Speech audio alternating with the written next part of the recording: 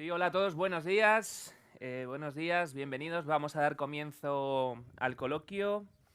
En primer lugar, quiero agradeceros vuestra presencia aquí, a todos los asistentes, muy especialmente a los alumnos y profesores que han contribuido, que han colaborado para que este momento tan especial sea posible, de forma muy especial a la jefa de Departamento de Historia del Arte, Rocío Penco, impulsora, instigadora y artífice. También a Fabricio Galadí, que ha diseñado ese cartel que habéis ido viendo en las redes. Al secretario del centro, José Manuel Herrera, por ayudarnos a cuadrar los números. A Alicia Serrano de Spalia Viajes. A Merche Luque, de Seguros Generali. Por supuesto, a la Junta de Andalucía, la Consejería de Cultura y Patrimonio Histórico, que se ha brindado a cedernos el espacio. A los técnicos del conjunto arqueológico y, como no podía ser de otra manera, a Javier Cañada, que hoy nos acompaña, y a Ernesto Castro. Bienvenidos. Vamos a comenzar haciendo las presentaciones de los invitados. Aparentemente contamos con dos, pero en realidad son tres, porque hay un tercer invitado que está presente y es el propio espacio, el propio lugar, que creo que también va a tener un protagonismo muy señalado en este acto.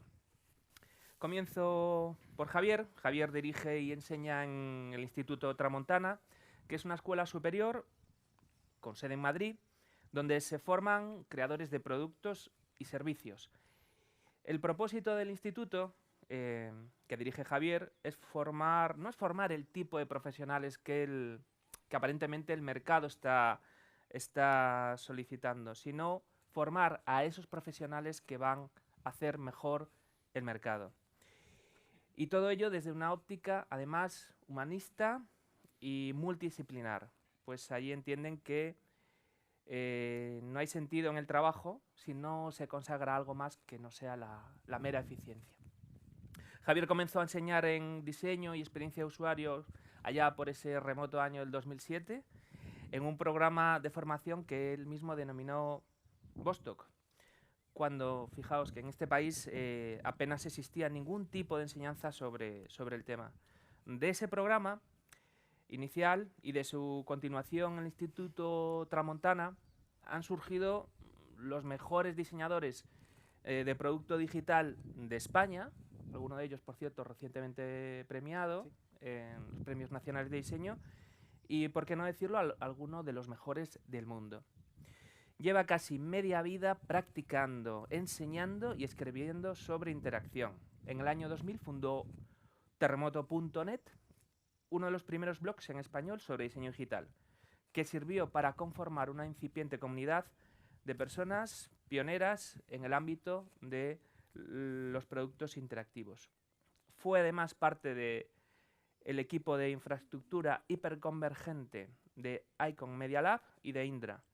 Fundó el equipo de diseño de Cocktail y después su propio estudio, en el que ha participado y dirigido en el diseño de conocidos productos digitales como Twenty, Minube, Google Maps, Cabify, Filming o la Biblioteca Nacional o Serpa. En la actualidad, además de su labor en Tramontana, es director de diseño de BIDIP, una plataforma que está cambiando la manera en la que se celebran encuentros multitudinarios en la red. Javier es también un tipo que busca la belleza a través de la verdad, del esfuerzo y la cultura. Lo recibimos con un fuerte aplauso. Muchas gracias.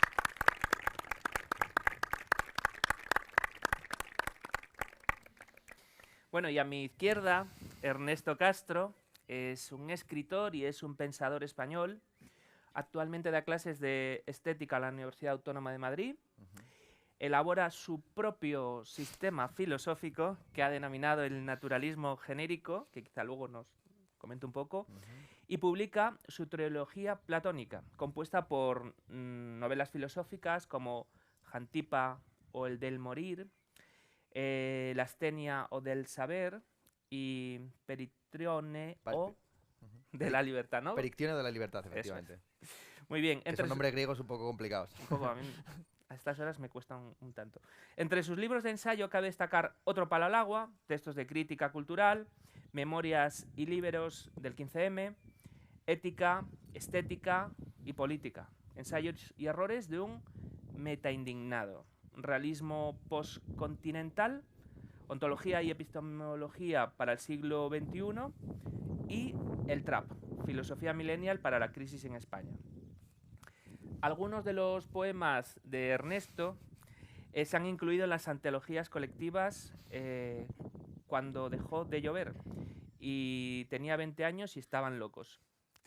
Tiene un canal en YouTube con más de 125.000 suscriptores donde emite vídeos de sus clases, conferencias y entrevistas. ¿Nos dejamos algo por ahí, Ernesto? No, no. Habéis dicho incluso de más. De más. Pues te recibimos con un fuerte aplauso igualmente. Gracias. Bueno, y finalmente vamos a presentar al tercer y último invitado, que es el propio espacio, es Medina Zara. Fijaos que es un espacio que tiene más de 5 siglos. Nuestra escuela tiene más de 150 años y nos hacía mucha ilusión este match, ¿no? Conectar estas dos marcas, estas dos instituciones, estas dos realidades. Medina Zara es una ciudad islámica, para quienes no la conocéis, que tiene 112 metros de superficie. Fue mandada a construir por el primer califa del Al-Ándalus, Abderramán III, en el año 1936, como parte del programa político, económico e ideológico puesto en marcha tras la instalación de su califato. Como residencia personal y sede de gobierno, la zona palaciega albergaba viviendas de los dignatarios más importantes que la visitaban y el conjunto de los órganos administrativos del Estado que fueron trasladados desde Córdoba aquí.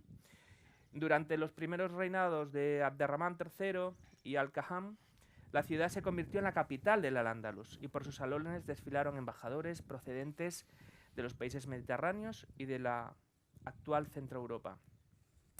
Medina Zara está considerada como una de las cumbres del arte islámico, tanto por su estructura y su disposición urbana, como por la diversidad de sus materiales, soluciones arquitectónicas y extraordinaria riqueza de sus programas decorativos.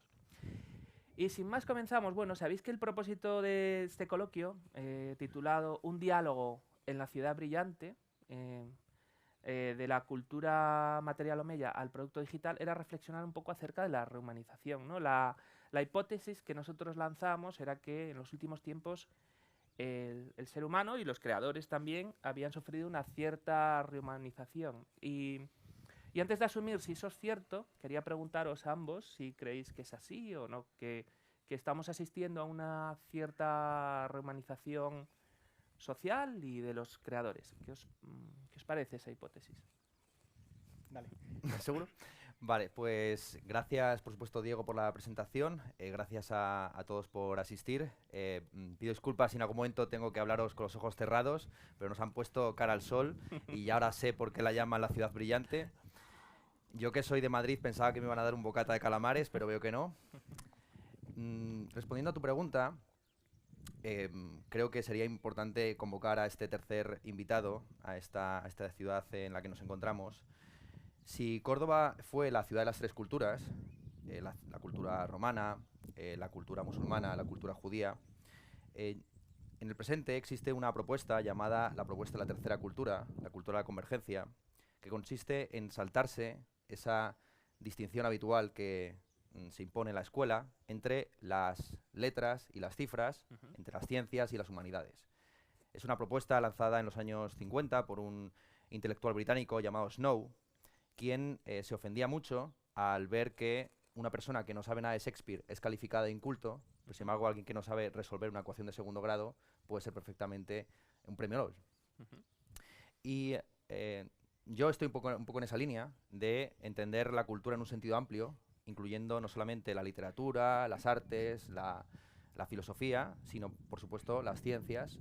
Y me parece que, de hecho, la filosofía tradicional, la filosofía que se practicó en esta ciudad por figuras como Séneca, como Averroes, como Maimónides, tenía ese elemento interdisciplinar, donde pues, Maimónides por la mañana operaba como médico, por la tarde daba consejos como teólogo y por la noche escribía tratados de filosofía. Entonces, ese sería el primer punto a tratar. ¿Qué tipo de humanidad, de qué tipo de humanidad hablamos? Y si la humanidad la vamos a entender en un sentido más amplio de este humanismo moralista que le dice a los científicos o a los tecnólogos lo que debe hacer, o lo que deben o no deben hacer, sin escuchar de vuelta pues los consejos que da la técnica o la ciencia al momento. Ese sería el planteamiento un poco de partida. Es que el diseño, justamente, este es el asunto, es el punto de contacto entre esas dos disciplinas, y precisamente en el Renacimiento era la primera de las artes. En los tratados, por ejemplo, de Alberti, se habla del diseño del primer y gran artista, que era el creador. Lo que tenían en común esas tres culturas era la idea de un diseño inteligente, de que el mundo había sido creado por un gran diseñador que lo había creado conforme a un orden, una finalidad, incluso un estudio de marketing previo.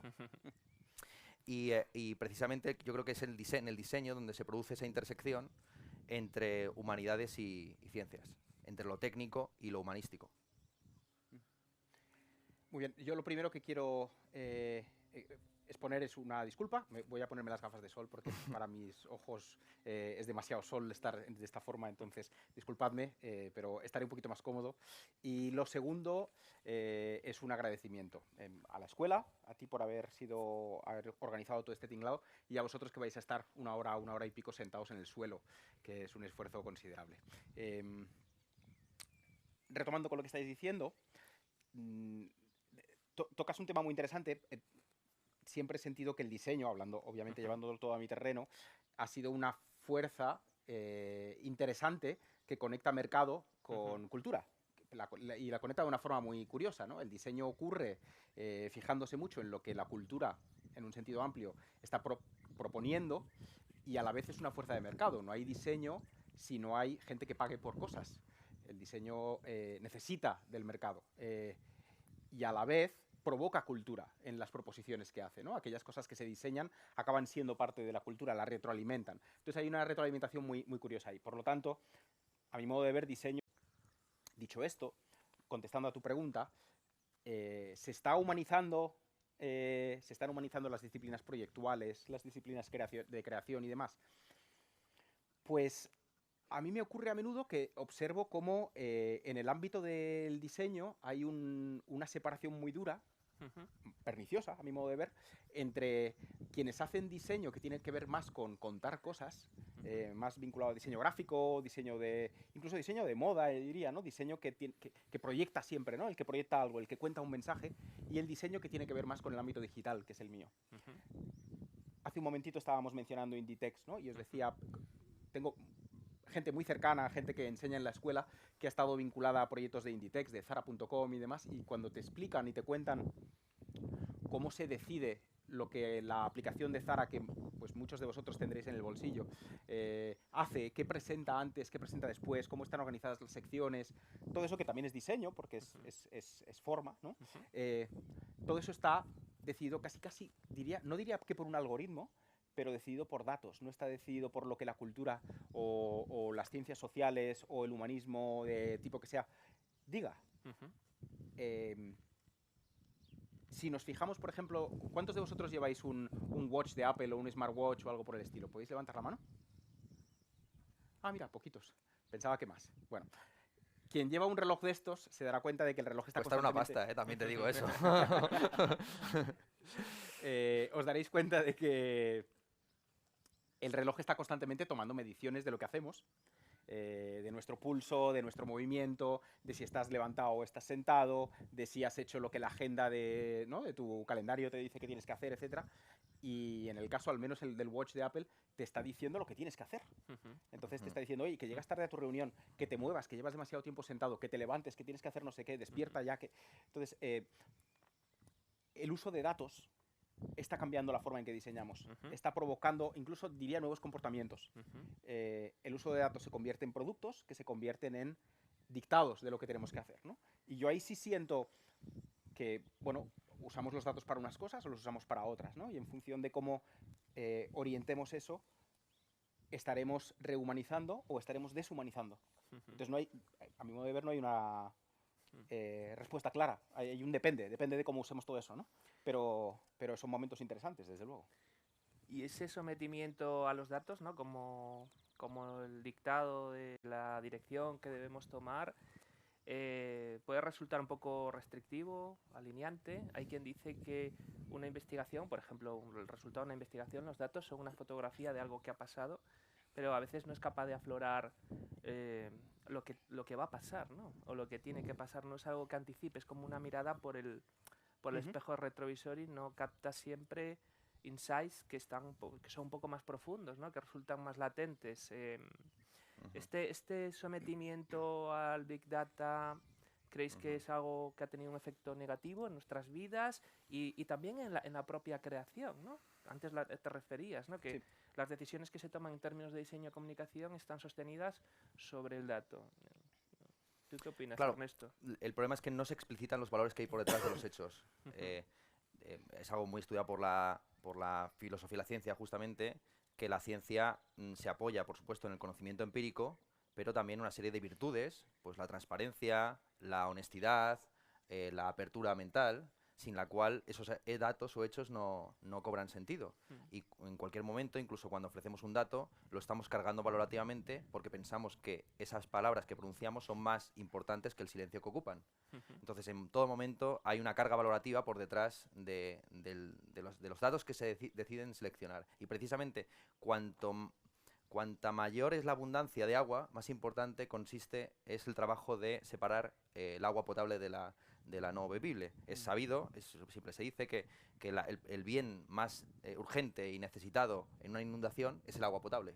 Y nos encontramos en una situación donde en Internet hay una abundancia, casi una inundación de datos, y lo que falta es el criterio para discriminar entre la información y el conocimiento. Al final el conocimiento solamente es información estructurada, pero esa estructuración viene dada por una serie de criterios, por una serie de valores. Y conectando con una cosa que ha dicho de la distinción entre el diseño narrativo y el diseño interactivo, esto también se expresa muy bien en un campo que a mí me interesa muchísimo, como puro viciado que soy, que son los videojuegos. Es una de las primeras industrias del mundo en el que vivimos.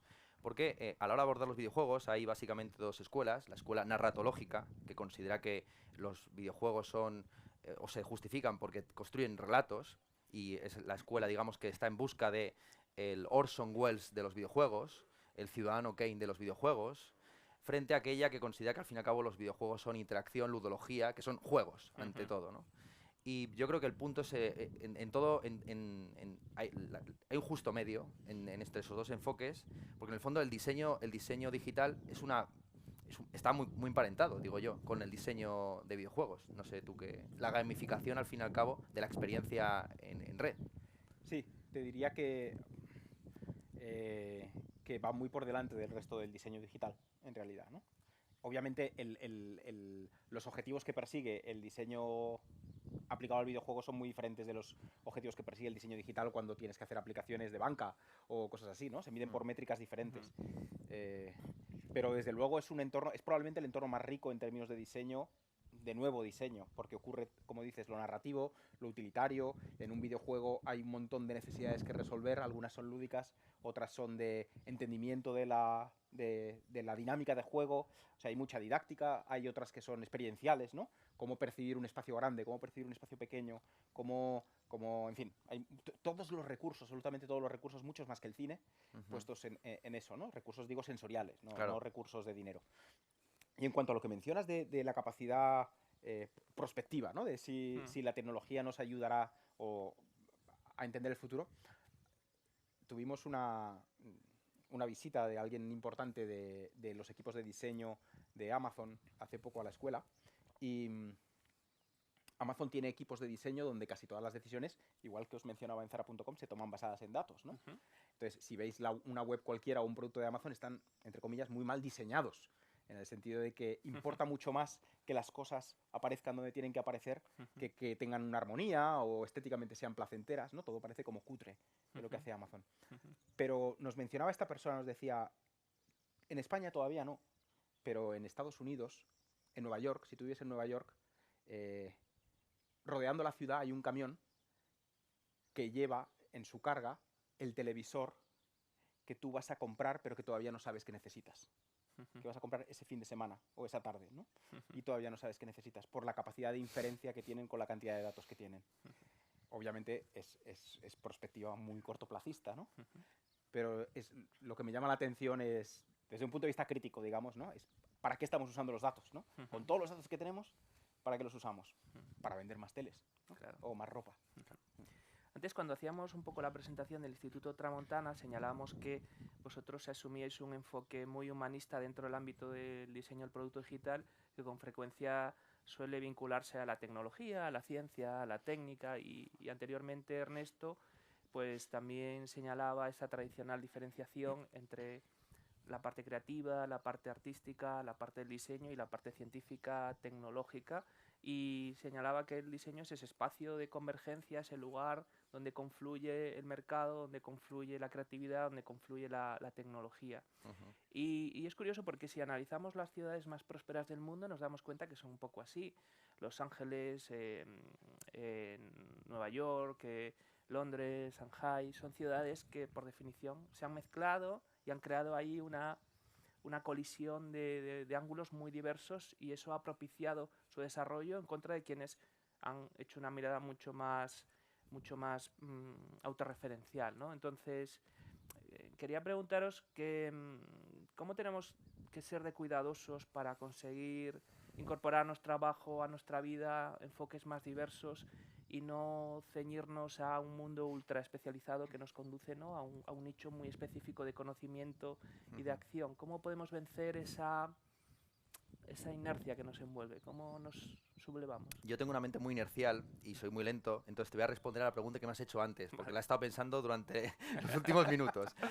Entonces, justamente a raíz de lo que habéis estado diciendo, hay una disputa en el siglo XVI-XVII español entre dominicos y franciscanos, con intervención también de los jesuitas, sobre la cuestión del libre arbitrio y su relación con la providencia divina. Si Dios sabe lo que va a pasar, si Dios sabe que tú te vas a comprar esa televisión antes que tú lo decidas, ¿qué libertad tienes tú, ¿no? Si Amazon tiene un conocimiento de tus actos del futuro, ¿cómo puede ser eso compatible con tu libertad? La posición de los dominicos es que Dios predestina tus actos, pero no tu conciencia. Entonces tú puedes estar pensando lo que te dé la gana, pero Dios lo que sabe es que va a suceder por un motivo o por otro. Tú eres libre de hacerlo por feminista, por ecologista, porque te gusta, quieres ver el partido de Champions, porque quieres poner la sexta a los debates de política, por lo que sea. Pero sabe que vas a comprar esa televisión tal día.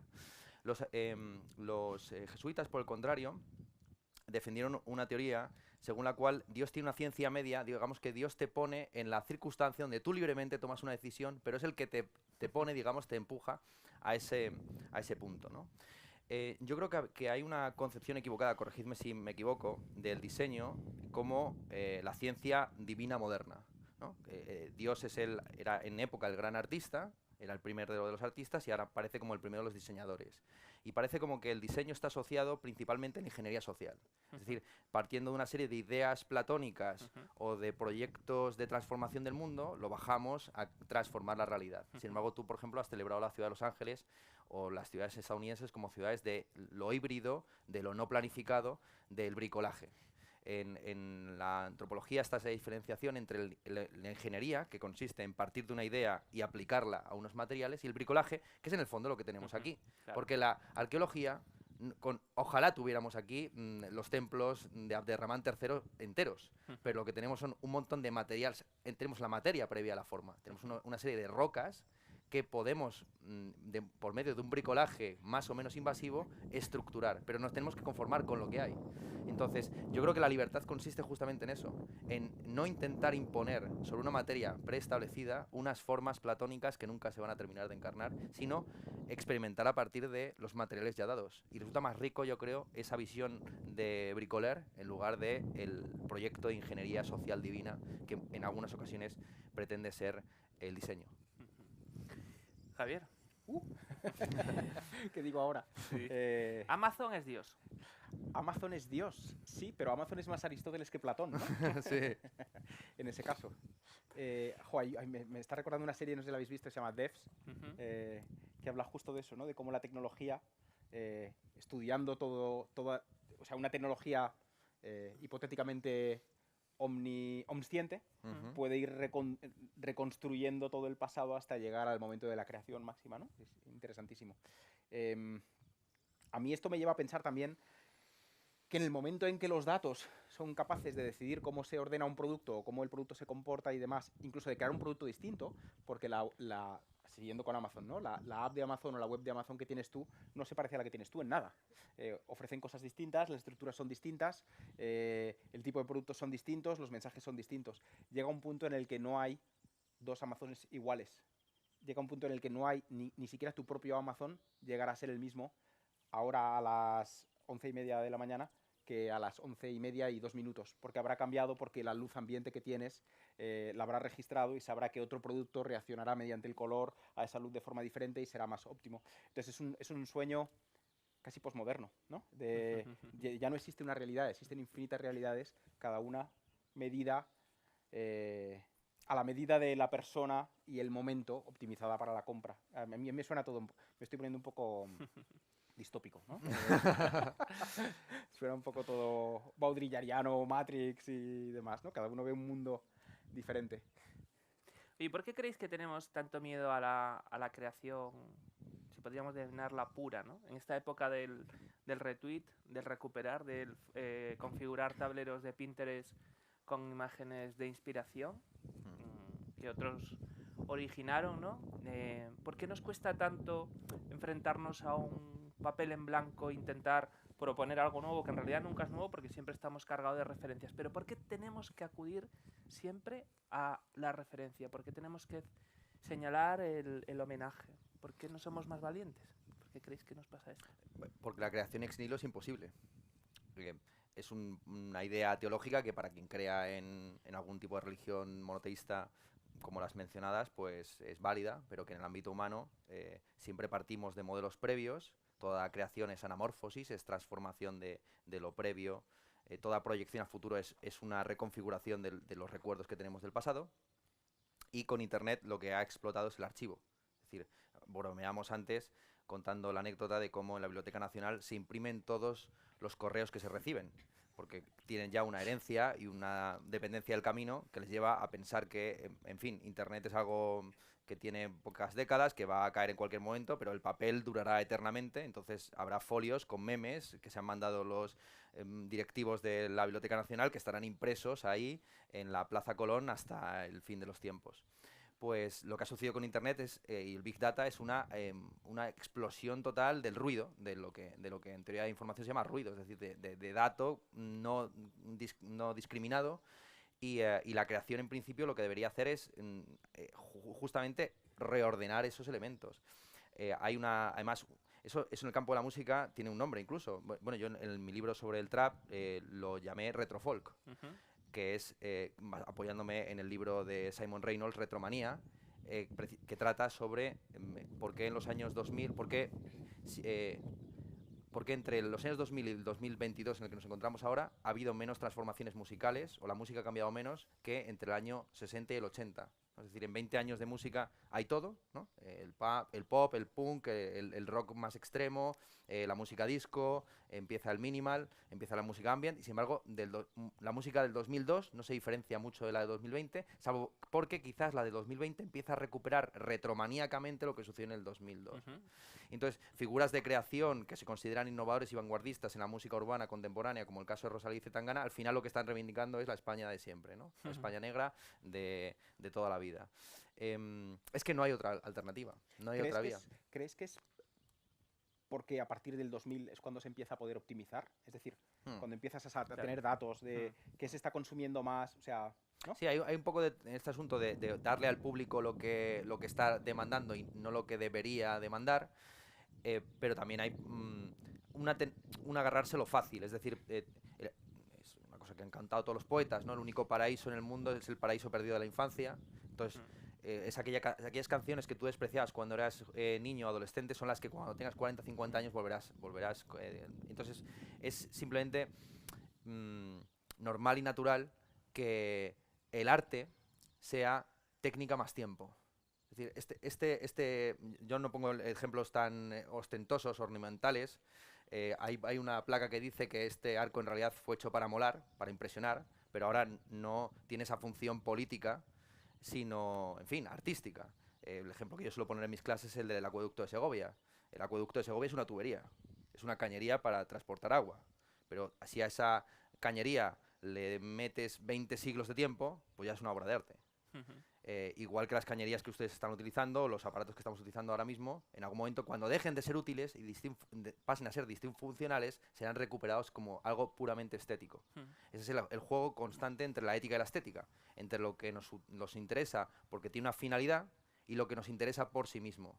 Este arco ya no sirve para que aquí vengan los de la Junta de Andalucía. Bueno, alguna vez vendrán y les gustará pasar revista a las tropas de la comunidad autónoma. Pero en principio no cumples ya esa función y entonces al perder función, por eso el arte se parece mucho a la basura, porque la basura también es aquello que se desecha y que ya carece de funcionalidad social directa. Eso es lo que diría. Esa es la razón principal por la cual la retromanía o la nostalgia es un vector fundamental en la historia del arte desde el comienzo. ¿Qué opinión tienes sobre esto? ¿Por qué estamos tan empeñados en recuperar? No lo sé, no tengo una opinión clara. Y creo que suscribo casi todo lo que habéis mencionado.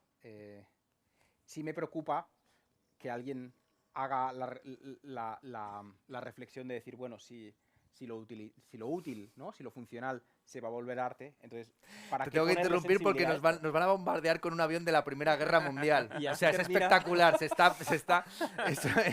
O sea, ya ha llegado hasta la aviación, ¿no? Hasta la aviación ha llegado a esta nostalgia retromaníaca. Totalmente, maravilla. sí, aparece en todo.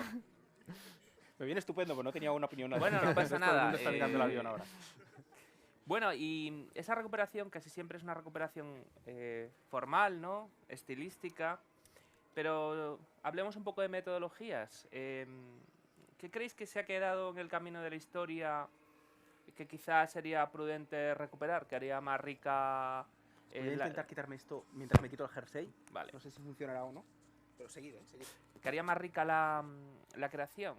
Que haría más rica los productos que uno genera y que aporta a la sociedad. Por ejemplo, pensemos en un artesano del siglo XV, que al final vivía en un lugar muy concreto y desarrollaba productos para una comunidad concreta que conocía perfectamente, no tenía que leer los datos porque siempre el mero contacto con la realidad le suministraba mucha información de campo, ¿no? Veía cómo era el funcionamiento real de aquello que había generado, las relaciones que se establecían a partir de ello. Y hoy me imagino a un diseñador de producto digital en Madrid creando una aplicación que se va a consumir en Sao Paulo y en, pues eso, no sé, en Tokio. ¿Esto cómo nos afecta? ¿O qué podemos recuperar metodológicamente? Ojo, qué complicado. Yo creo que tocas un tema complicadísimo que yo veo como un dilema que van descubriendo las personas que estudian diseño, que es la duda entre si lo que están haciendo es una profesión o un oficio, ¿no? Ese artesano que tú mencionas era un oficial, él ejercía un oficio, aprendía por repetición, ¿no? Aprendía como aprendiz, repetía lo que hacían sus maestros o sus oficiales, su validez estaba en saber hacer la copia lo más cercana posible al ejemplo anterior y en la capacidad de usar herramientas. Su formación era el uso de las herramientas y la capacidad de repetición. Y su entorno de trabajo era el taller. Las profesiones se diferencian. Bueno, la diferencia no es... las palabras se usan de diferentes formas, ¿no? Pero para que nos entendamos, profesión frente a oficio implica que el objeto de tu trabajo no es siempre el mismo, ¿no? Porque el artesano siempre hace lo mismo, siempre trabaja con el mismo material, siempre más o menos reproduce la misma cosa con ciertas variaciones, ¿no? Pero el profesional se encuentra cada vez problemas nuevos y está en un constante estudiar lo que está haciendo porque el objeto de su trabajo es cambiante. Bueno, el propósito es el mismo, pero los materiales, la necesidad puede ir variando con el tiempo. Entonces, el profesional necesita de la biblioteca, no solo del taller, ¿no? Incluso yo no diría que ni el taller, quizá el laboratorio, hablando figuradamente, ¿no? Entonces, la actitud frente al diseño, desde un punto de vista de oficio, se centra mucho más en qué herramientas aprendo a usar y cómo copio los trabajos de otros y cómo repito lo que se ha hecho en el pasado.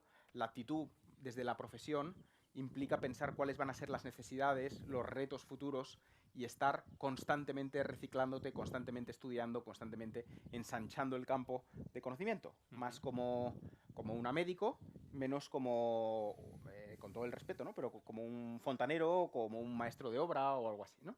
Entonces, esa actitud, y lo digo frente a personas que están estudiando diseño, esa actitud determina mucho, al final, cómo de relevante vas a ser, o sea, quién va a requerir de tus servicios y cómo de trascendentes van a ser tus servicios de lo que estás haciendo, como de útiles, como de cambiante, o sea, como de agente de cambio van a ser, etcétera. Y sí noto, sobre todo en el ámbito digital, que hay mucha inclinación hacia lo técnico, hacia entender muy bien las herramientas, y las herramientas en realidad de hoy en día no tienen nada que ver con las de hace 5 años ni con las de 10, van a estar cambiando siempre. Las necesidades son muy básicas, pero la industria cambia constantemente y el ámbito de actuación del diseño se ensancha brutalmente, no tiene nada que ver. El campo de lo que podía operar una persona de diseño hace 30 años era así de pequeñito. El de ahora es escalas y escalas y escalas más grande. El diseño está ya prácticamente, si pensamos sobre todo en términos digitales, está prácticamente no en todo, pero, o sea, en absolutamente todo. Está hasta en las herramientas que se usan para decidir cómo qué zonas de aquí se excavan o no se excavan o se exploran, etcétera, etcétera. Está en absolutamente todo. Entonces, una actitud más desde la profesión creo que genera diseñadores y diseñadoras mucho más importantes, por decirlo así, ¿no?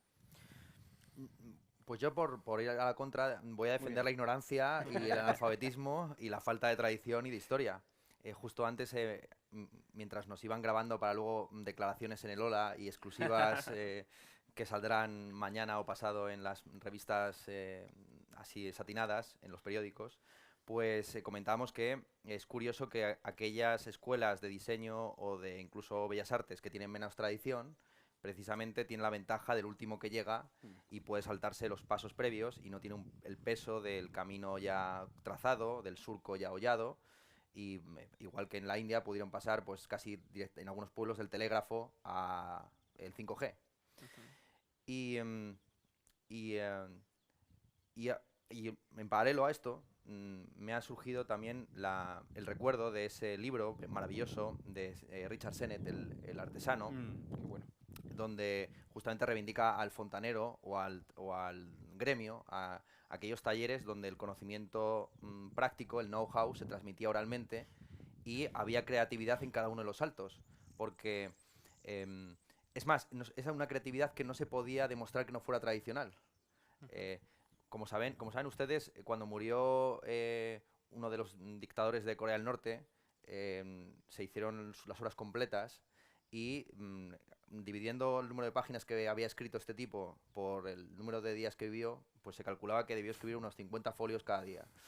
Esto era porque, evidentemente, pues la gente escribía tratados y se los atribuían. Pues algo parecido sucedía en época con el fundador del gremio, con Pitágoras, con Confucio. Entonces muchos de estas figuras están hinchadas por discípulos que, traicionando al maestro, dijeron, no, si esto se hace así de toda la vida.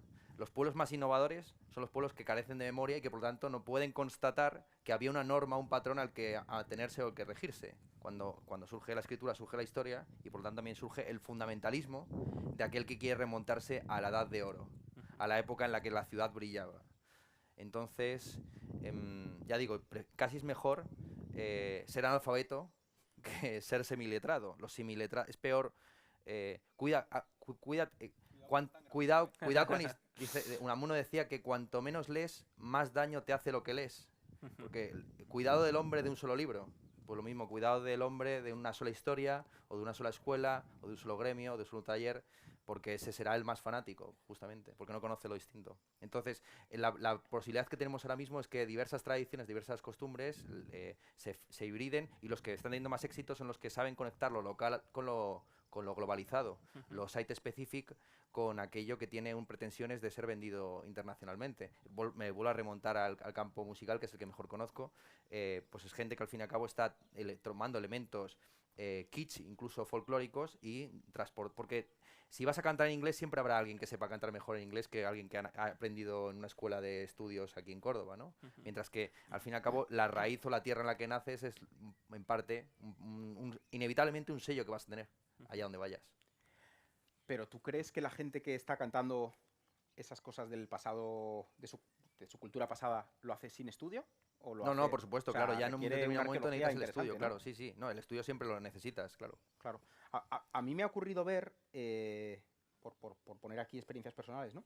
El mundo del diseño de interacción y del diseño digital siempre ha tenido, bueno, siempre, es muy joven, ¿no? Pero siempre ha tenido esta cosa de que como se está moviendo mucho dinero en este sector y estamos haciendo cosas muy importantes, entre comillas, solo leemos o solo nos fijamos en los discursos nuevos que aparecen, ¿no? Todos los libros del entorno del diseño digital o del producto digital o demás son como de portadas muy recientes, muy impactantes y casi nadie lee nada que tenga más de 20 años. Pero eso provoca una cierta orfandad. O sea, hay un momento en el que muchas personas que diseñan dicen, bueno, mi profesión es nueva, Y el momento en que ayudas a esa gente a conectar con filosofía pues de hace 50, 60, 100, 200, 400 años, o con obra plástica de hace 200, 300 años, empezamos a desarrollar una conciencia de legado, es decir, de legado, de herencia y de sentirnos, esa orfandad se convierte en sentirte pues bisnieto o tataranieto de una estirpe, ¿no? Y dices, bueno, pues yo no dejo de ser el tataranieto ignorante de quien diseñó estos arcos, o de quien construyó ese acueducto, o de quien pintó algunos de los cuadros que están en el Prado, o quien ideó el trazado de las ciudades de nueva planta de América, ¿no? Y cuando sientes eso y te sientes parte de una estirpe, empiezas a creerte mucho más en serio lo que estás haciendo y a entender la trascendencia de cada pequeña decisión que tomas en cada píxel o cada botón o cada curva. Empiezas a buscarle los porqués a las cosas mucho más, ¿no? Entonces, estoy muy de acuerdo en que cierta ignorancia facilita el descubrimiento, la experimentación, cierta inocencia en eso, ¿no? Al mismo tiempo creo que el legado te ayuda a dotar de trascendencia aquello que estás haciendo, ¿no? Porque no tienes solo que complacer a los que tienes delante, sino también a los que tienes detrás. Ujú. Por responsabilidad, ¿no? Claro. Un cierto sentido de responsabilidad. Ahora que hablas de lecturas, ¿no? Me parece muy curioso el dato que acabas de señalar, ¿no? Que las lecturas a veces se remontan a 15, 20 años atrás y no van más allá, que hay ahí como una frontera temporal. No sé si hay límites también en cuanto a las disciplinas, los ámbitos de saber. Es curioso que cuando utilizamos alguna aplicación como Instagram y vamos eligiendo algunos contenidos de forma preferente, luego la propia aplicación nos va sugiriendo contenidos en esa línea. Es como que vamos ahí estrechando el espacio. A mí me interesaba que además del diseño hoy estuviese presente también el mundo de la filosofía, el mundo de las ideas, porque a veces siento que tendemos a estrechar el campo de conocimiento, ¿no? Sí, además en filosofía tenemos, digamos, el prejuicio inverso. En filosofía lo que no es tradición es plagio. Y incluso lo que pretende ser innovación es siempre frivolidad. Si no estás bien pertrechado de una bibliografía, de unos clásicos y de un conocimiento de lo que se pensó antes, eres un idiota, básicamente. Y entonces en mi disciplina tiene una pulsión archivística, documental y de retorno a las raíces muy fuerte, y precisamente se les debe invitar un poco más a pensar el presente y a utilizar esa herramienta o ese bagaje para algo más que para citar en alemán o en griego a los clásicos. Decías que se puede recuperar. A mí no me queda la menor duda que la ética, por contraposición a la estética, siempre va a ser una ética conservadora. Es decir, una ética, o por lo menos tradicional, en el sentido de que los valores y las virtudes cardinales son las mismas, o aproximadamente han sido las mismas, casi desde el Neolítico hasta el presente. La filosofía de la ciencia de los griegos ha envejecido de una manera más o menos avanzada o acelerada, algunos mejor que otros. Pero lo que desde luego sigue siendo inmortal son las cartas de Séneca dando recomendaciones éticas, las observaciones, los poemas de Ben Hazim, etcétera, ¿no? Entonces hay digamos unos elementos que tienen que ver con el comportamiento, en los que la innovación inevitablemente conduce a la frivolidad o a convertir la conducta en performance. Y Manuel Vicent, por volver a este tema de la cultura, Manuel Vicent dio una definición o una demarcación entre la erudición y la cultura que a mí me interesa mucho. Manuel Vicent dijo que un hombre erudito es quien ha leído 1000 libros y se acuerda de ellos, mientras que un hombre culto es quien ha leído 1000 libros y se ha olvidado de ellos. Y ya no sabría decirte en qué página o en qué autor dijo qué, pero ha llegado a asumir hasta tal punto las frases, el conocimiento de los hombres del pasado, que ya es como si fueran suyos. Entonces, yo diría eso, si un libro, yo no me preocuparía por el adanismo, porque el adanismo es algo también que tiene su propia tradición, igual que existe una tradición de la ruptura. Octavio Paz hablaba de cómo las vanguardias en el siglo XX, finales del siglo XX, comienzos del XXI, se han convertido ya en una tradición de romper con lo establecido. Entonces ya hay una tradición de eso, de ser provocador, reivindicativo, etcétera, y a veces sucede que por puro equilibrio homoestático o por puro ley pendular, pues hay un regreso a las raíces como nueva forma de provocación. Hablando un poco del reverso de la ética, un poco de la estética y el estilo, y llevando el discurso a un plano quizá un poco más elemental, recuerdo una ocasión en una clase cuando estamos explicando que un diseñador en realidad no tendría que tener un estilo, ¿no? Que el estilo sería el que fuese la consecuencia del producto, del problema, y que el que diese lugar al problema. Y entonces el alumno me dijo, claro, Diego, pero es que cuando yo suba luego mis proyectos a Instagram y la gente vea el timeline de publicaciones, va a ver que son diversos y que no hay un estilo homogéneo. Entonces, ¿qué papel creéis que juega el estilo hoy? Si tenemos que tener más un estilo de trabajo, como decía en una conferencia Granada Barrera, que un estilo formal, que sea representativo de nosotros, del momento en el que vivimos o del lugar. ¿Qué opinas de eso, Javier? Pues mi sensación es que el estilo está muy condicionado por la herramienta que usas, ¿no? O sea, no somos conscientes a menudo de las herramientas, del software, de las aplicaciones que usamos, cuánto condicionan lo que vamos a acabar haciendo o no haciendo. Si nos fijamos en los estilitos predominantes de diseño en cada momento, al final se crea un estilo, se desarrollan herramientas para copiar ese estilo para que sea más fácil hacerlo, y obviamente hay ciclos, pero el hecho de que diseñemos pues una aplicación con unos botones, con unos layouts, con unas transiciones de una manera, es porque las herramientas nos lo permiten y no vamos a poder hacer aquello que las herramientas que usamos no nos permitan. Entonces el estilo está siempre mucho más acotado de lo que nos creemos. Eso por un lado. Por otro lado, es verdad que en el ámbito del diseño siempre hay una especie de prurito, ¿no? O incluso de miedo a caer en lo estilístico o en lo artístico, como no. Lo que yo hago es diseño, no es arte, ¿no? O no estoy yo en esto, si no sería un artista, no un diseñador. Ese debate a mí se me hace pues necesario, es decir, al final pues te vas formando y vas haciéndote preguntas a ti mismo, y esa pelea la tienes dentro de ti y es bueno que la tengas.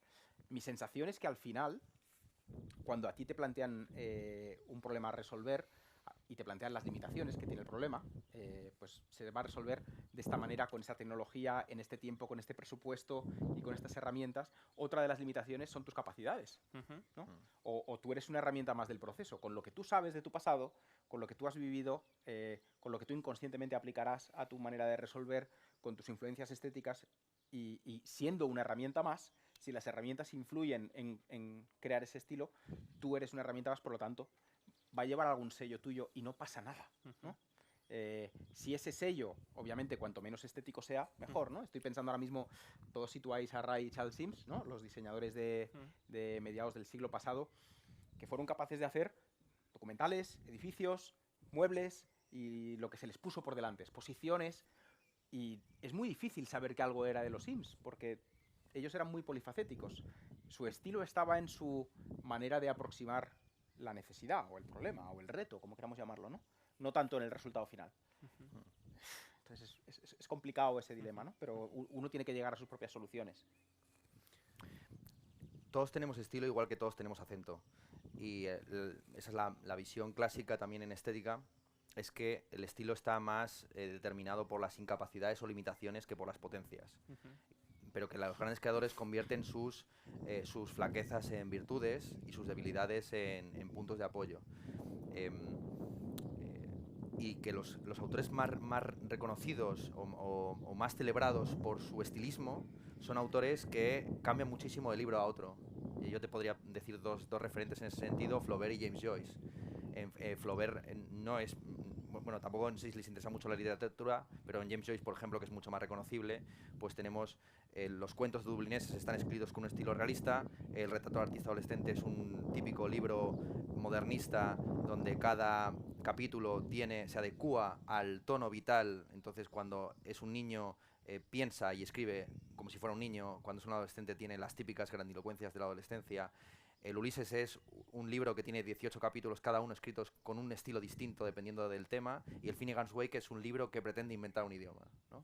Entonces, James Joyce, que es un autor que tiene tan solo esos 4 libros, bueno, más una obra de teatro y unos poemas por ahí, es precisamente un autor con estilo porque adecuó, como estoy diciendo, adecuó la forma al contenido. Y eso también en el mundo de las artes, no solamente del diseño, es al final lo esencial, que vayan de la mano y que... pero ya, bueno, para poner un ejemplo un poco más cotidiano, personal, porque claro, estamos hablando quizás muy en abstracto, en mi caso, se celebra que yo tenga 130.000 suscriptores. Lo que no se dice es que no tengo tantos visionados por vídeo, afortunadamente, porque si no, en algunos casos me hubieran llevado por denuncias a la comisaría de policía por algunas cosas que digo o hago en alguno de esos vídeos. Claro, mucha gente está suscrita a mi canal porque yo he hablado desde Rosalía a Platón, pasando por todo lo que está entre medias, de Ramán III incluido. Y entonces... habrá gente que diga Ernesto Castro no tiene estilo porque en algunos vídeos en los vídeos de 2016 aparece con las uñas pintadas y con el pelo largo, y ahora viene con chaqueta y camisa. Pero yo creo que también ahí se termina revelando de alguna forma un cierto estilo, o por lo menos una cierta personalidad, una cierta identidad que consiste pues en la curiosidad, en la experimentación, en el cambio, en el no intentar convertir en poltrona o en lugar, digamos, anquilosado en el que repetirme pues los temas sobre los que trabajo. Entonces todo el mundo tiene un estilo, aunque sea simplemente el estilo de parecerse a, digamos, de meterse en lo popular, ¿no? La aspiración clásica de los poetas era que sus poemas fueran cantados como si fueran de todos, ¿no? Como que no tuvieran autor. Y la gran poesía es aquella poesía que conecta con lo popular, con ese rasgo individual o idéntico o propio que inevitablemente va a tener siempre.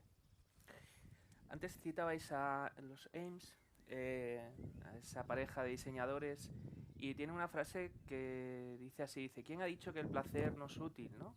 También hablabas de que en Inditex hoy se toman decisiones de una forma muy vertiginosa, y yo no sé si esta forma de trabajar, de crear, propia de la contemporaneidad, de la modernidad, sitúa el placer en un plano marginal. ¿Cómo de importante es que uno sienta placer en lo que hace y cómo eso se traduce luego en el resultado, ¿no? No sé si, volviendo un poco a la idea de los artesanos, supongo que era un trabajo placentero, ¿no? Que tenía otros tiempos, tenía otro modo.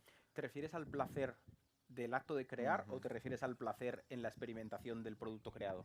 Del acto de crear, del creador, ¿no? Como ese creador, pues hoy a lo mejor está muy industrializado también, está en estructuras de producción muy, muy amplias, con muchas exigencias, muy demandado por los objetivos. Entonces, cómo importante es que ese placer exista en el trabajo para que luego, de alguna manera, tome forma en el resultado. Ya. Joder, es complicado, ¿eh? Yo creo que quiero entender que cuando los Sims plantearon esa frase, que es en una entrevista que le hacen a Charles Sims, ¿no? Y le hablan de necesidades y dice esta cosa, ¿no? De que quien dice que el placer no es...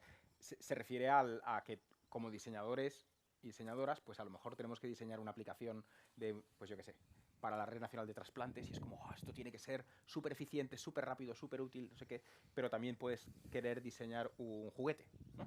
Y que en un juguete el reto es tan importante, o en un videojuego, como decíais antes, ¿no? Es tan importante como esa aplicación que ayuda a la gente que coge un órgano a llevarlo de forma eficiente al otro lado. En cuanto al placer en el ejercicio del diseño, pues como en cualquier otra disciplina, el peligro está en que la deshumanización, como decías antes, ¿no? La deshumanización de los ámbitos de donde ejercemos el diseño nos lleve a que nuestro rol como personas sea cada vez menor. Es decir, cuanto más diseña el algoritmo, menos pinto yo. Y cuanto menos pinto yo, pues bueno, pues al final lo que me toca es enchufar 2 cables, por decirlo, por simplificarlo de alguna manera, ¿no? Y entonces ahí ya se produce esa cosa, o incluso cuando los objetos creados son tan complejos, ¿no? Porque una de las aplicaciones que estáis usando cualquiera de vosotros en el móvil tiene una complejidad brutal y participan docenas de diseñadores y a lo mejor a uno le toca diseñar una sola pantallita o un proceso muy pequeño de alta o de borrado de un comentario entonces se produce lo que se produjo con la revolución industrial, que llamaron la alienación. Es decir, yo soy consciente solo de haber hecho esta parte tan pequeña del proyecto o del trabajo o del artefacto que he creado, que no veo la totalidad, no entiendo la totalidad, y al no entenderla, como estoy solo a mi cosa, no siento el placer de la creación, de la propiedad de lo que se ha creado, ¿no? O del sentido de la utilidad de lo que se ha creado. Eso es complicado. Es inevitable también, porque cuanto más grande es el objeto, obviamente si diseñas un cartel, pues está muy contenido, ¿no? Pero cuanto más grande y más complejo es lo que estás creando, pues más probabilidad hay de que te alienes. También hay un continuo entre cuando diseñamos aquello que son mensajes, digamos, ¿no? O comunicación o tal, o diseñamos aquello que son herramientas, ¿no? El que diseña cómo hacer una transferencia con Bizum, por ejemplo, está haciendo una cosa que es que tiene que ser tremendamente eficiente, donde no hay lugar para, o a priori, no hay lugar para la expresión o para el disfrute. El que diseña un cartel o un poema o el sabor de un vino, está totalmente en eso otro, ¿no? Entonces, o entendemos esto como un círculo en el que tenemos que poder aplicar cosas de ese deleite, ¿no? O de esa actitud, de esa búsqueda de lo contemplativo a lo digital, o al final, pues, nos va a comer la eficiencia, ¿no?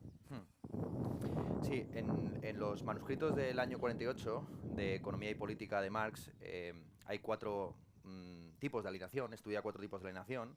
La alienación del acto respecto a la consecuencia, que es la que tiene uno cuando compra un móvil, no sabe cuáles son las consecuencias de ese acto de compra. Eso es lo que llama Marx el fetichismo de mercancía, que el móvil pues es un producto platónico, perfecto, aparentemente impoluto, pero detrás de él pues existe una serie de minerales que probablemente hayan sido explotados en fábricas por niños en mitad de guerras. Son prácticamente diamantes de sangre.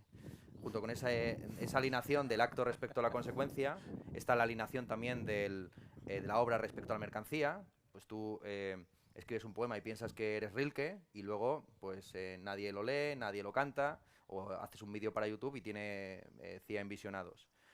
Pero hay dos alienaciones superiores. Está la alienación del gremio respecto al mercado, que es cuando los trabajadores no deciden en una empresa en qué se invierte el dinero que se gana con su trabajo. Y está la alienación, que para Marx era la peor de todas, que es la alienación de la propia naturaleza humana, que podríamos cifrar en el presente pues con todos los temas los experimentos poshumanos, la creación de inteligencias artificiales, la experimentación con fetos, todo ese tipo de asuntos.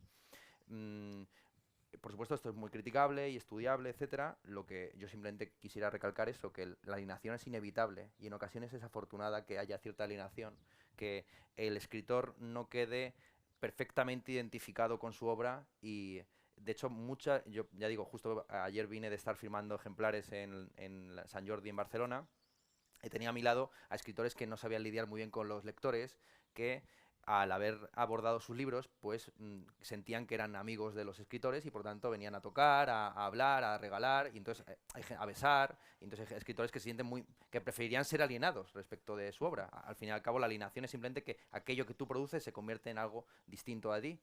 Una de las grandes máximas del Bhagavad Gita, un texto sapiencial indio, es que el sabio es aquel que actúa sin responsabilizarse, sin desear denodadamente que aquellos fines por los que actúa se cumplan o no. O sea, deslindarte de las consecuencias de tu acción. Claro que en el Bhagavad Gita estamos hablando de un tipo que tiene que enfrentarse a toda su familia y el dios Shiva se le aparece para decirle mátalos a todos, Dios reconocerá a los suyos. Pero bueno, esto es otra cosa.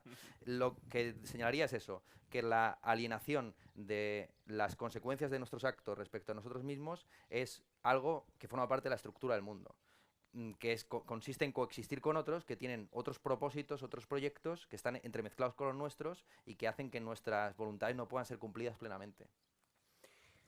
Llevamos una hora aproximadamente de coloquio y en este punto creo que sería interesante abrir la participación a los asistentes, por si alguno de vosotros le gustaría formular alguna pregunta o realizar algún comentario, este es el momento.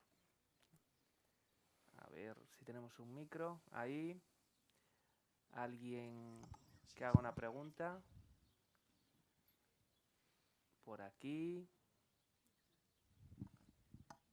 ¿Estáis sufriendo insolación? ¿No? Ya. Cerebros Venga, insolados. animaos. Pero algún compañero, algún profesor por ahí que nos formule alguna cuestión, planteamiento.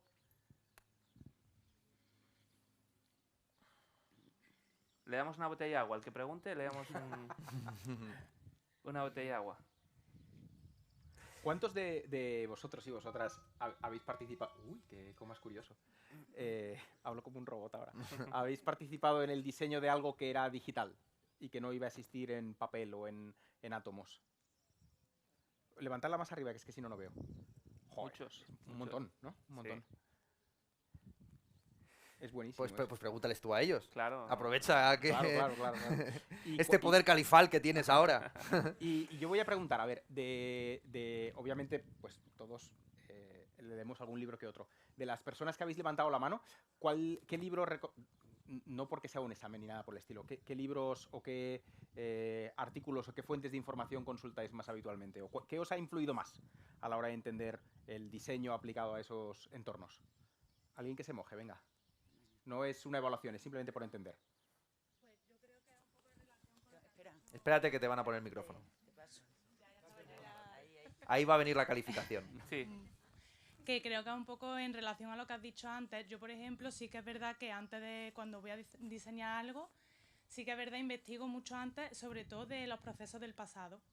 Entonces sí que es verdad que ahí en ese caso sí estoy de acuerdo contigo, porque creo que la base fundamental, el pilar fundamental de hecho de cualquier tipo de diseño, creo que tiene que ser la base antigua de los procesos antiguos que se hacían. Si no, no podemos, creo que no se puede diseñar a día de hoy si no conocemos lo que se hacía antes. Creo que... ¿Y algún libro o alguna lectura que recuerdes así como que te haya impactado? Que no tiene por qué ser de diseño, puede ser de algún otro ámbito, ¿no? Así como tal, yo no soy, a lo mejor quizás no, yo leo libros, pero quizás no leo tanto, leo más artículos. Vale.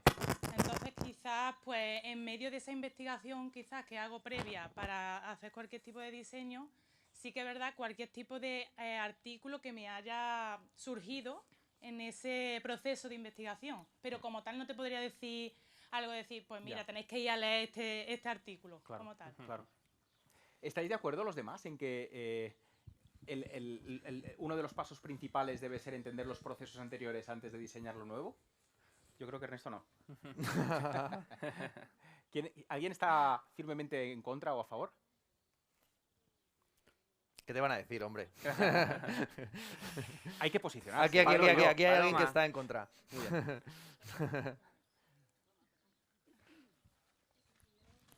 Que yo creo que a veces también nos condiciona y nos marca un camino, y también puede ser interesante ir un poco a ciegas y probar, también luego realizar esa búsqueda, pero a veces intentar ir tanteando. Yo también quisiera preguntaros, si alguno de vosotros, es que no sé ni cómo formular la pregunta, ha trabajado en algo relacionado con ebooks, en fin, con lectura digital o con algo de este tipo? ¿Nada? ¿Nadie? O con cuestiones tipográficas, a lo mejor, Claro. ¿no? Que al final es una derivada de eso. ¿Sí? Por ahí ¿Alguien detrás hay una... ¿Ahí? ¿Tú has trabajado Sí. temas tipográficos? Pues pásale el micrófono. Vale, es que... porque hay un libro muy bueno que lo recomendaría si os interesa el asunto de la tipografía, que se llama Imprenta Moderna, de Andrés Trapiello. Trapiello ha trabajado mucho como tipógrafo, y en ese libro hace un repaso de la tipografía en España y en general del diseño de libros, y es espectacular ver cómo las editoriales que consideramos elegantes o con estilo del presente, con pretextos, acantilado, las que ha dirigido el propio Trapiello, copian tal cual los modelos de la República. Hay una revista que se publicaba durante la Guerra Civil que se llama La Hora de España, donde estaban todos, Bergamín, María Zambrano, Juan Ramón Jiménez, y ese mismo modelo es exactamente el mismo modelo que está en pretextos o en las editoriales que se consideran elegantes en España, que es una diferencia, por cierto, entre la industria editorial española y la industria de otros países, especialmente la anglosajona. Si ustedes entran en una librería en Dublín, en Londres o en Nueva York, los libros sesudos, filosóficos, tienen las mismas portadas de colorines que los libros bestsellers. No hay diferencia ninguna. En una editorial española entras y sabes que cuanto menos colores tiene, menos arabescos hay, más elegante o fina se considera la editorial. Entonces, y algo que se ha visto refutado en los últimos años es ese pronóstico de que en la industria editorial el libro en papel sería sustituido por el ebook. Se lo puedo decir como autor de 6 libros. En el último año yo habré vendido ebooks 300. Tampoco he vendido muchos libros en papel, también te lo digo, pero a lo mejor los libros en papel son 10 veces o 15 veces más que los libros vendidos en ebook. ¿Por qué?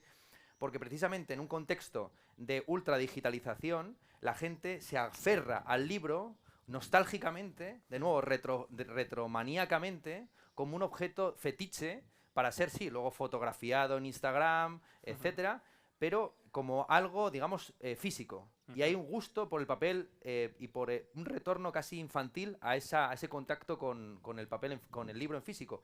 Y todo lo que se estaba proyectando en los años 90, en fin, el net art, la mezcla entre lo visual y lo escrito, eso se ha ido a la verga. Todos los ebooks que se venden mismamente por Kindle son básicamente galeradas pasadas a un iPad o a un lector de libros digitales. Cuéntanos tú qué has hecho exactamente. Bueno, yo no soy... A ver, soy escritora. Ajá. No diseño nada, pero Vale. bueno, sí toca la parte del ebook, porque tengo un libro publicado. Entonces, es verdad que hay esa nostalgia, ¿no?, por los libros en papel, pero en el momento en el que estamos viviendo, que es como la era digital, pues se vende mucho más el libro electrónico. Es verdad que ahí se pierde también un poco lo que es el diseño, porque aunque cada ebook tiene un diseño, un montaje, una preparación, por ejemplo, hay libros que, mismamente de fantasía, tienen muchas ilustraciones que pierden toda su gracia o toda su calidad en lo digital. Entonces, bueno, no sé, por una parte es bueno y por otra parte a mí, por ejemplo, no me gusta personalmente. Pues es un análisis buenísimo. O sea, tú lo achacas más la preferencia por el libro tradicional por algo emocional. Yo creo que ella da en la clave. Sí, algo muy también. importante, y Sí. está muy mal optimizado, ¿no? Claro. Es un producto todavía muy... Oye, pero- Tú lo estabas pasando mal antes revisando tus notas, Sí. porque se está reflejando todo esto en Claro. un trozo de cristal. Mientras que ¿no? esto sigue, Esto gana. como saben, en la Biblioteca Nacional, donde imprimen todos los correos que reciben, esto sigue siendo eterno. Claro, fíjate, esto que fue construido para durar, desapareció. Sin embargo, los libros de los cronistas que pasaban por aquí se siguen pudiendo comprar y leer. Es lo maravilloso de que algo que se puede quemar y que civilizaciones enteras se han empeñado en quemar una y otra vez, sobrevive mejor porque se reproduce mejor. Al final, tú decías, el diseño conecta la cultura con el mercado, que es básicamente conectar aquello que se pretende ser exclusivo, único y repetible con aquello que, precisamente porque se repite ad infinitum, va a perdurar. ¿Qué es lo que nos queda de la antigüedad? Las ánforas. ¿Por qué? Porque era un modelo, un diseño muy repetible y muy fácilmente exportable. Sí. Y Yo luego- quería decir... perdona. No, dale. Yo quería decir que creo que el hecho de que a día de hoy se siga manteniendo que las ventas sean más altas en el papel físico, creo que es por las sensaciones que aporta, porque pienso que lo digital sí es perdurable y demás, pero esa sensación de tocar el papel, olor a químicos, las portadas, el tipo de diseño que pueda tener, ese tacto que da, yo creo que eso al final la gente, entienda o no, lo valora. Y al final es algo que creo que se hace también nuestro, ¿no?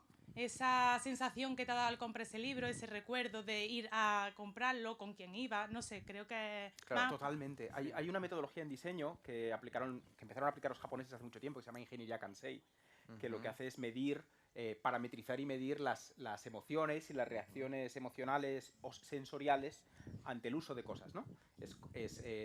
Un producto te provoca una serie de sensaciones, emociones, lo que sea. Si somos capaces de medirlas, somos capaces de optimizarlas. Y mediante Ingeniería Kansei se diseñó el descapotable más vendido de la historia, que es el Mazda Miata, ¿no? El MX-5 creo que es, porque es un coche que, no siendo muy caro, no siendo muy potente, es muy divertido de conducir.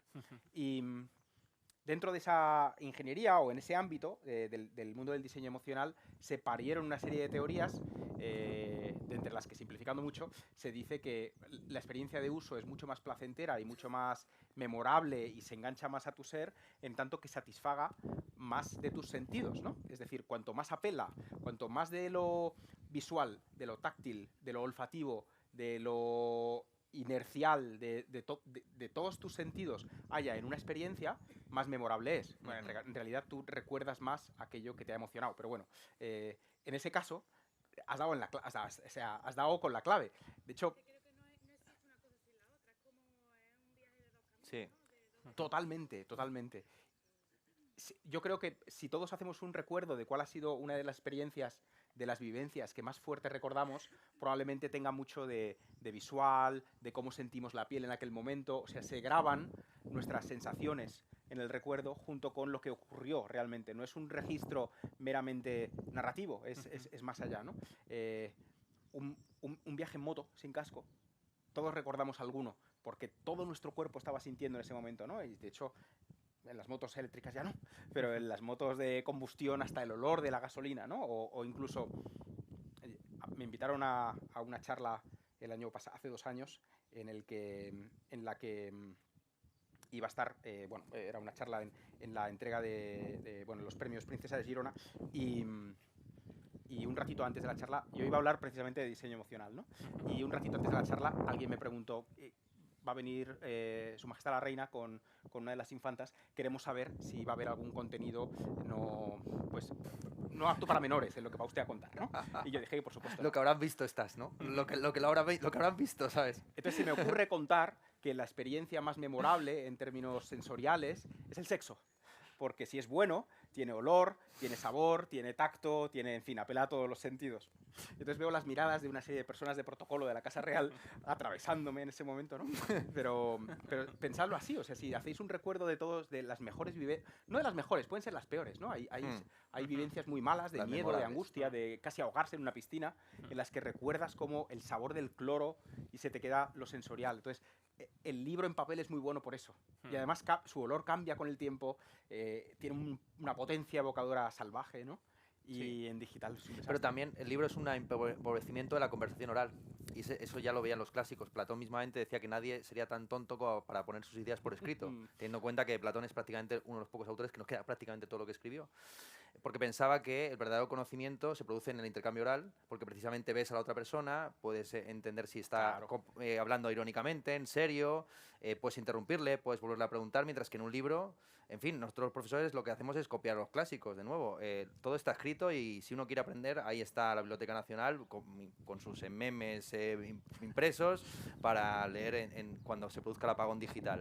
Pero sin embargo sigue perdurando un formato tan clásico como este, que somos de 3 sentados y un montón aquí a nuestros pies, escuchando por algún motivo, digo yo.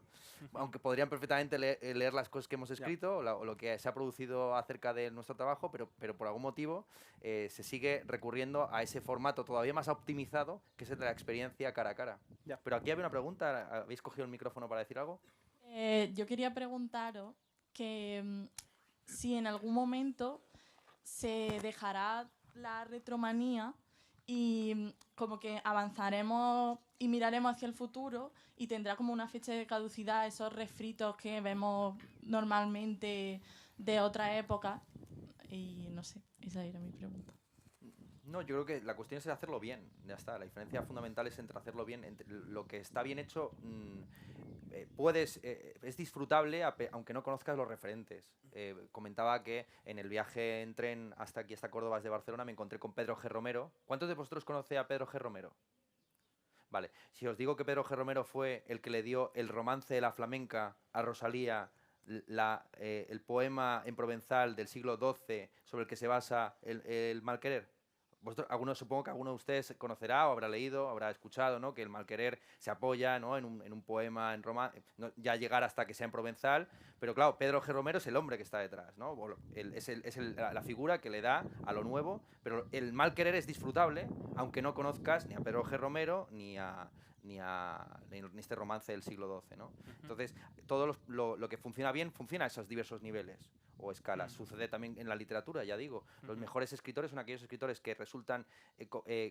casi que estudiamos historia para entenderlos, pero que por sí mismos podríamos leerlos sin necesidad de contexto histórico. Al fin y al cabo, yo soy de los que piensa que si tiene sentido estudiar la historia de España del siglo XIX es para entender mejor los episodios nacionales. Pero es que los episodios nacionales que se criticaban como una versión, de nuevo, retromaníaca, nostálgica de lo que sucedió 30, 50 años, a día de hoy son prácticamente la historia oficial del siglo XIX. Los historiadores acuden más casi a Pérez Galdós que a los historiadores de su misma época. Entonces, bueno... un creador inevitablemente pertenece a su época, lo quiera o no. No hay que empeñarse en ser moderno o ser joven porque es algo que no se preocupen, que se cura muy rápido. El tiempo cura ser joven y ser moderno. Y volvemos al acueducto del siglo I. ¿Podemos a día de hoy, con la tecnología que tenemos, construir acueductos tanto más persistentes que el de Segovia? Sí, pero lo que no podemos es construir un acueducto del siglo I antes de Cristo o después de Cristo, ¿no? Y lo mismo sucede con esto. Podemos levantar solamente palacios más grandes y la Junta de Andalucía ha levantado arcos de triunfo para molar mucho mejores que este, pero no puede hacerlo, no podemos volver para atrás en el tiempo. El arte es una forma de regresar para atrás en el tiempo, entonces es inevitable que se produzcan esos fenómenos de retromanía. Es que es natural, es que la épica clásica es la épica de un señor que quiere volver a casa y le van pasando cosas y al final llega a casa y hay un montón ahí de pretendientes en torno a su mujer, ¿vale? Entonces eso es lo que pasa siempre. Que si vas a Sevilla pierdes tu silla. Bueno, ¿alguna pregunta más para concluir, para cerrar? Si alguien la tiene, esta es la ocasión. Vemos ahí a un caballero al fondo. Que vamos a dar un aplauso porque ha traído las sillas y tiene unas semillas de fiebre, Juan Carlos. Ay, gracias. Y está en una silla, ¿no? El mismo. Está en una silla. Quien reparte se lleva la mejor parte. Ya que las traigo, me quedo una. Quería preguntarle a Ernesto. Él ha dicho durante la charla que todos tenemos estilo al igual que todos tenemos acento. Y ahora, hace un rato, al hablar de la editorial Acantilado, la has calificado como una editorial con estilo. No sé si sabrías decir algún factor genérico que implique que algo o alguien se califique como una persona o una editorial, en este caso, con estilo. ¿Cuál es ese factor diferencial, si es que lo hay, genérico? Sí, es entender de manera errónea el estilo. Entender que el estilo siempre es un estilo elegante o superior, pero al final el estilo simplemente es una desviación respecto a la norma que se convierte en patrón y en virtud o en costumbre, ¿no? Entonces, hay algunas desviaciones respecto a la norma que se consideran degradantes y otras que se consideran mejoras. Y sucede también con los acentos, ¿no? Hay gente que pensará que el acento catalán es mejor que el acento andaluz y ya no vamos a entrar en este tipo de consideraciones. El asunto es que todos tenemos acento, ¿vale? Y inevitablemente la sociedad o el conjunto de las personas que están en un gremio va a privilegiar determinados acentos sobre otros. La igualdad absoluta tampoco es posible, porque siempre hay preferencias o arraigos o raíces o identidades que inevitablemente van a estar ahí, ¿no? Gustos, tendencias, que no tienen por qué convertirse en norma, pero que si se generalizan lo suficiente se volverán la nueva regla contra la cual rebelarse, levantarse, innovar, crear. Eso es lo que comentaría. La editorial Acantilado, la editorial Pretextos, pues desde luego han creado un determinado estilo que yo consideraría valenciano-catalán, que es el estilo predominante de la industria cultural, la industria literaria española. La industria literaria española está concentrada principalmente en los países catalans, realmente. Muy seguramente Barcelona y un poco más Valencia. Entonces, se ha creado simplemente como esa inercia de que las editoriales, pero incluso dentro de los propios grupos, los mismos grupos que te publican a Belén Esteban utilizan el dinero de Belén Esteban para publicar a un filósofo alemán tratados de 700 páginas.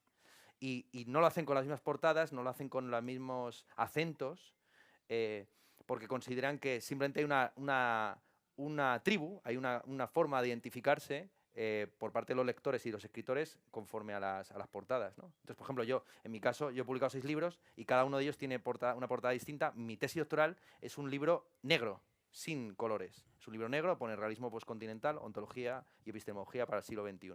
Sin embargo, mi libro más popular, el que más ha vendido, es el Trap, Filosofía Milenial para la Crisis en España, que tiene a Jung Bigg caricaturizado en la portada, ¿no? Entonces, yo soy todos esos. Yo soy el mismo que he escrito el trap, el mismo que he escrito el realismo postcontinental. No valoro una cosa por encima de la otra. Pero evidentemente, en según qué contextos, me van a valorar más por una cosa que por otra. Y también hay donde fueres haz lo que vieres, ¿no? También hay sin perder quién uno es, que no lo vas a poder perder nunca, pues a intentar adecuarte al contexto. Yo podría aquí ponerme a hablar, qué sé yo, de cosas de ontología así muy enrevesado, de filosofía de la ciencia, pero a lo mejor a ustedes no les interesa. O al contrario, a ustedes les interesa que yo traiga esas cosas bizarras o extrañas más o menos asequibles para ustedes. Entonces, bueno, en la industria editorial ya digo que por desgracia, quizás, hay un monopolio de determinadas ciudades y determinadas identidades sobre el resto de regiones o de ciudades. Sí. Bueno, y con esta intervención vamos a ir poniendo el cierre final al coloquio de hoy. Creo que el título ha sido muy apropiado, ese diálogo en la ciudad brillante, porque ha brillado el sol incesantemente, pero han brillado también nuestros intervinientes, nuestros invitados, con las ideas, con la erudición y con la pasión con la que comunican las cosas. O sea que quiero agradecerles de nuevo su presencia aquí, su aportación. Quiero agradeceros a todos también que hayáis asistido y os pido un fuerte aplauso para Javier Cañada y Ernesto Castro.